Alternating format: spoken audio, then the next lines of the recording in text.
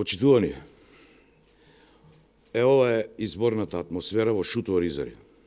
Хермелини, джипови, специјалци и алфи. Ова се фер и демократски услови за одржување на избори, според СДС се разбира.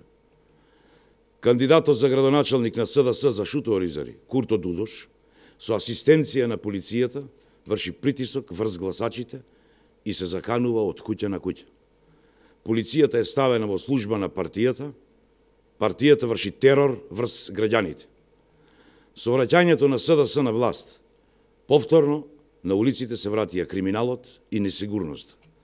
За само 48 часа по изборите имаме напади со нож, имаме обид за ликвидација, скршени и запалени автомобили и пукање со огнено оружје. Несигурноста и неизвестноста по животот на граѓаните демне насекаде кога СДС е на власт.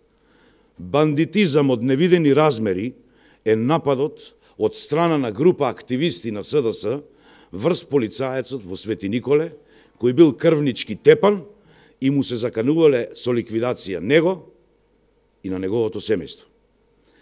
Ова е резултат од апсолутната власт на СДС. Хаос, насилие и безредие. Ситуација во која никој не е безбеден.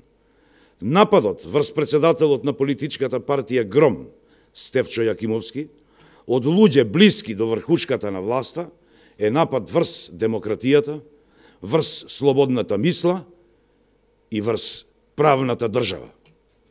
Обидот за физичка пресметка и ликвидација со Стефчо Јакимовски треба да биде расчистен и да се утврди кривична одговорност за напаѓачите. А здисаноста на СДС не запира тука. На повеќе места низ државата пукано е од огнено оружје од страна на активисти на СДС на вечерта по изборите. Огненото оружје било редовен декор пред повеќето штабови на СДС, за што сведочат фотографиите и снимките објавени низ медиумите. Искршени и запалени автомобили само неколку часа по завршувањето на локалните избори се исто така показател во која насока планира СДС да ја води државата. СДС државата ја води кон тотален хаос, незаконие, насилие по улиците, каде граѓаните ќе бидат шиканирани од неколкуте бандити блиски до врвот на власта.